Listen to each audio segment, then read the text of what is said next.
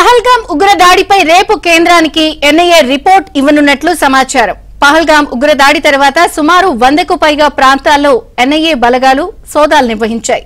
బైసెడన్ వ్యాలీలో పర్యటించిన టూరిస్టులతో పాటు స్థానికులతో పాటు 3000 మందిని ఎన్ఐఏ ప్రశ్నించింది. అలాగే పలువురు టూరిస్టుల నుంచి కీలక వీడియోలను సేకరించి ఉగ్రదాడిలో పాల్గొన్న వారిని గుర్తించినట్లు సమాచారం. పహల్గాం ఉగ్రదాడి వెనుక పాకిస్తాన్ ఐఎస్ఐ ఉన్నట్లు విచారణలో తేలినట్లు సమాచారం. ఇప్పటి వరకు చేసిన విచారణకు సంబంధించిన నివేదికను రేపు హోంశాఖకు అందజేయనున్నట్లు హోంశాఖ వర్గాలు భావిస్తున్నాయి.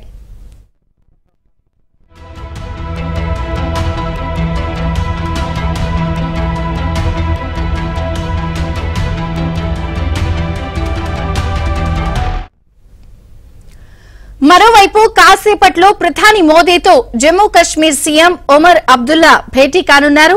పహల్గాం ఉగ్రదాడి తర్వాతి పరిణామాలపై చర్చించనున్నారు. అలాగే జమ్మూ కశ్మీర్లో నెలకొన్న శాంతి భద్రతలను ప్రధాని మోదీకి ఒమర్ అబ్దుల్లా వివరించనున్నారు.